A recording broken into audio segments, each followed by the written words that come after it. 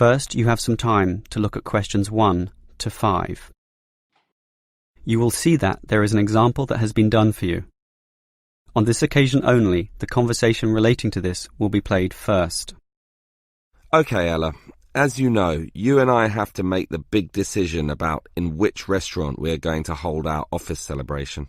Well, we're celebrating 20 years of operation, so I think it has to be a good restaurant, something which will really impress people and make them think better of the company. The company will be celebrating 20 years of operation, so 20 has been written in the space. Now we shall begin. You should answer the questions as you listen, because you will not hear the recording a second time. Listen carefully and answer questions 1 to 5. Okay, Ella. As you know, you and I have to make the big decision about in which restaurant we are going to hold our office celebration. Well, we're celebrating 20 years of operation, so I think it has to be a good restaurant, something which will really impress people and make them think better of the company. We do have a budget, though. It's how much? $2,000, and that should be enough for a good meal. Actually, it's $3,000, not $2,000. I confirmed that today. That should be enough for a great meal, then. Well, this is a significant milestone. So, should we go for a buffet meal at a local hotel? All you can eat? Something like that? The Chesterfield Hotel has good food. I've eaten there before. Very impressive. Yes, I've got the brochure here. Do you know how much it costs? The full buffet banquet is beyond us, I'm afraid. Yes, but we don't have to get the banquet.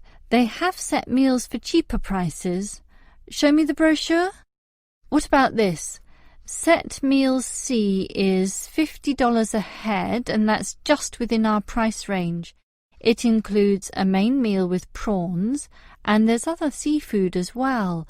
Look, there's even a seafood platter with crabs, oysters, everything you like. But not everyone likes seafood. Let me see the brochure.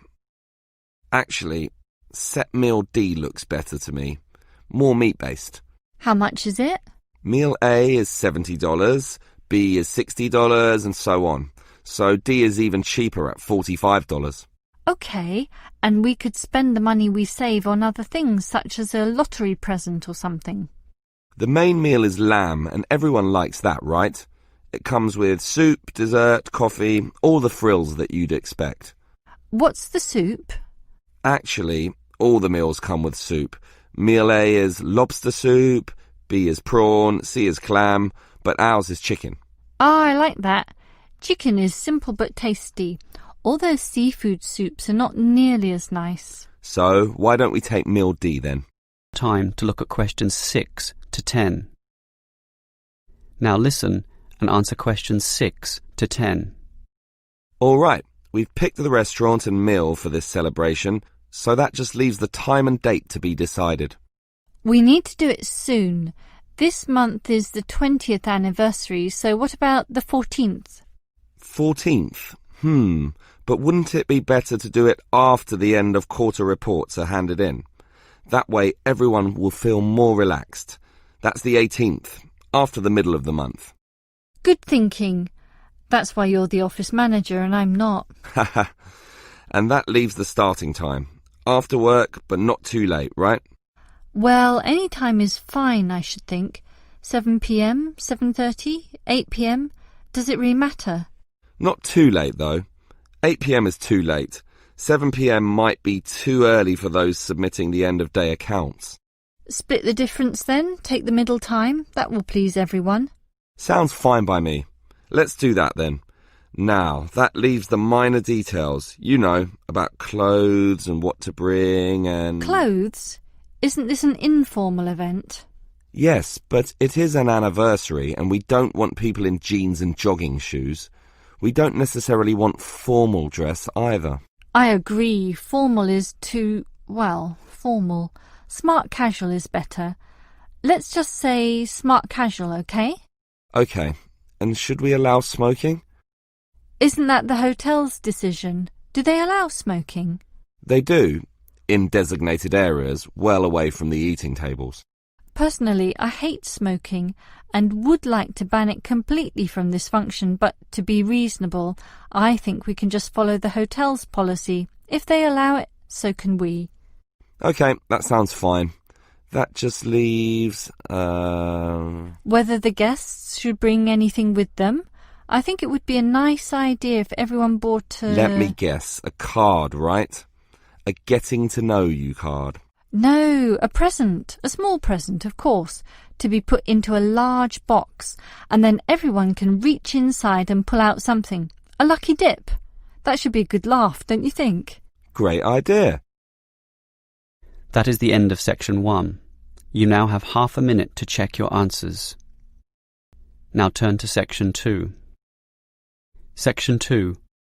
You will hear a construction worker and university officer discussing the effects of some new construction on the university premises. First, you have some time to look at questions 11 to 15. Now listen carefully and answer questions 11 to 15. Hello. Helen, is it? Yes, that's right. And let me begin by saying that your construction is already causing considerable disturbance to our student body.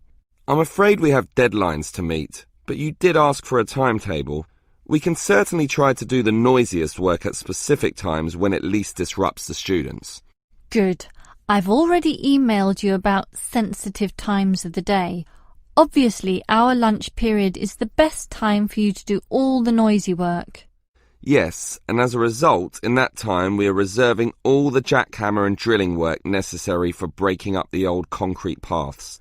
So that will be between noon and 1:30 p.m. It will result in some delays to us, but not enough to significantly put us behind. So we're happy to do it at that time. The other time you mentioned as favourable for our noisiest work is after 5 p.m. As you know, due to the deadlines, we work at night to 8 p.m. Yes, I see the lights at night when I walk to my car. Well, we can similarly put most of the digging of earth, or in other words, the excavation, to that time. And that work is certainly noisy due to the engines of the earth-moving vehicles. Inevitably, of course, there must be some noise during the day, and I think that the best we can do is concentrate it at one specific time so that at least you can anticipate it. That time will be from 10 a.m. to noon. We've just finished cutting down and sawing up all the trees, so that morning period will now primarily be involved with the pouring of concrete. That must be done early in the day to allow the concrete to harden during the daylight hours. It will involve considerable noise, I'm afraid, mostly from the trucks and concrete mixers, so expect some racket in those 2 hours. So what will happen in the late afternoon? Will it be quiet enough for exam work? I believe so, since in that first hour and a half we'll be having our lunch break, and in the remaining 2 hours we'll just be making the concrete look nice, you know, removing leaves, broken pieces, and making it all level and flat before it hardens. So the noise will certainly be at a minimum in that period of time. Now listen and answer questions 16 to 20. Well, it's good to know this construction activity won't disturb us too much, and I trust it's all worth it. Perhaps you can tell me how this new plaza will look when it's all finished. Can you give me some idea of the final appearance?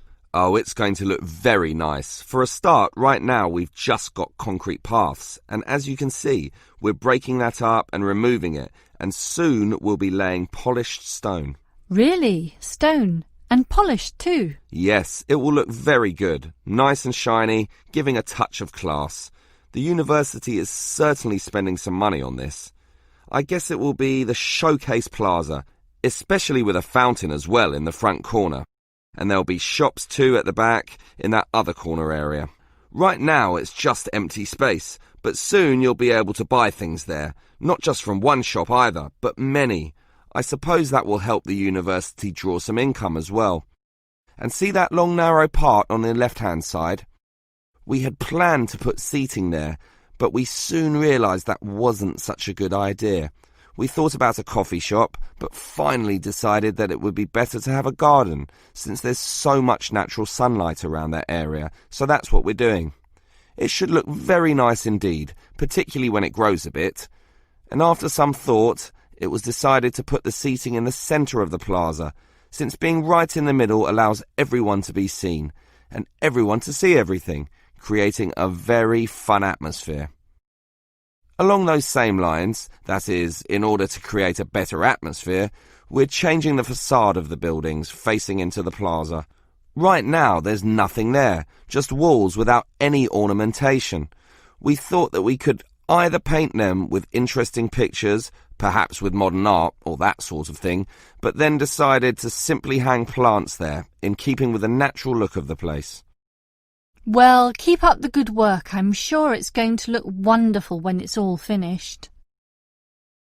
That is the end of section 2. And answer questions 21 to 26. What did you think about the lecture, David?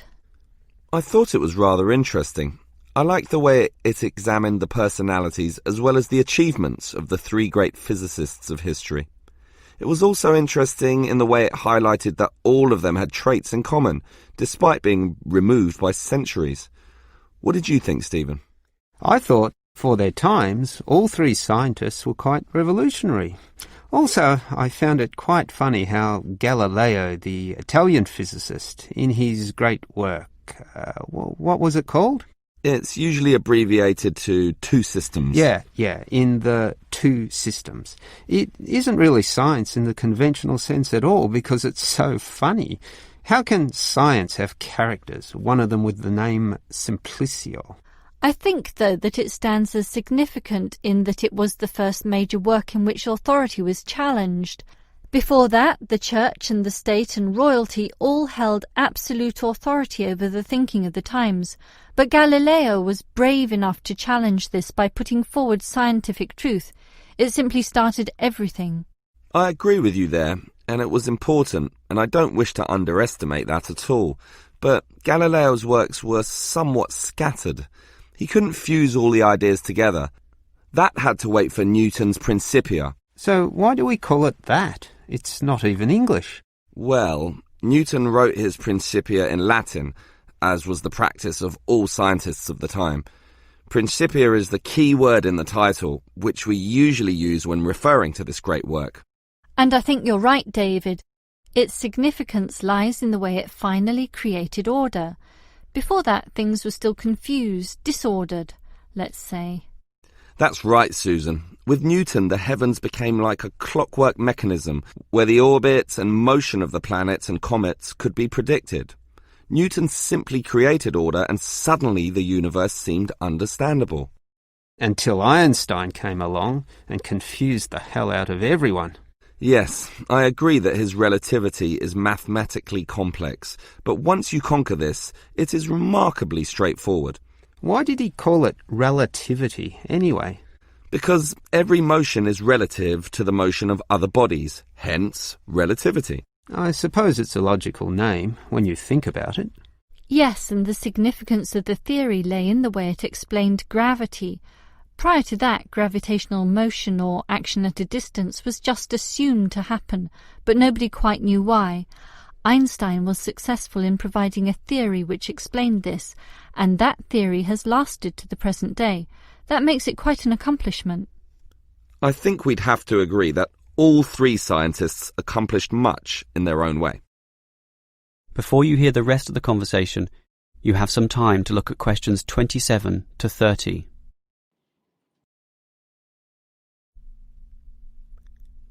Now listen and answer questions 27 to 30. So, David, you're obviously impressed with these three scientists, so it would be interesting to know who you think was the greatest of all. Well, strictly it's impossible to say, since everything is relative to the times in which these scientists lived. Newton built upon the works of Galileo and Einstein built upon the works of Newton. But that's not true, actually.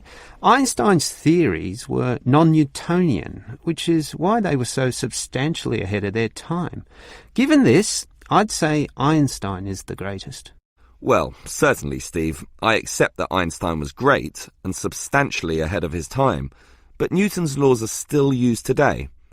Galileo, in contrast, didn't form any workable theory that lasted, And Einstein's theories are more just theoretical abstractions. Well, not really. We still use them for cosmological theories, black holes. Not for everyday life, not for normal planetary physics. In that sense, Newton has stood the test of time and must be considered the best of all. What do you think, Susan?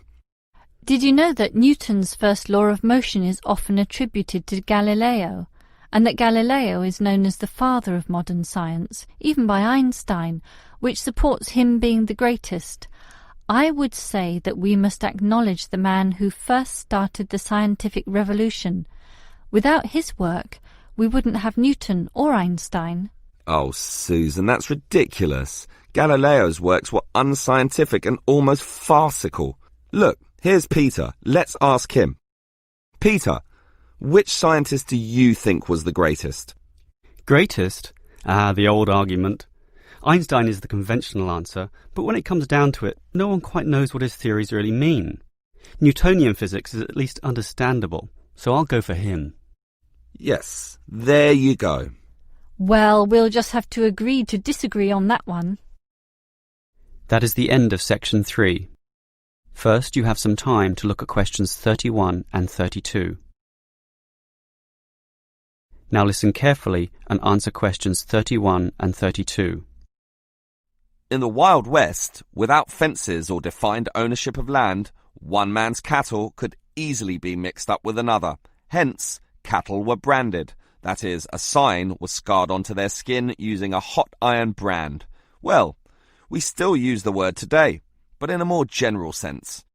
Putting it simply, a brand is a name, term, design or symbol which identifies one's seller's goods from another.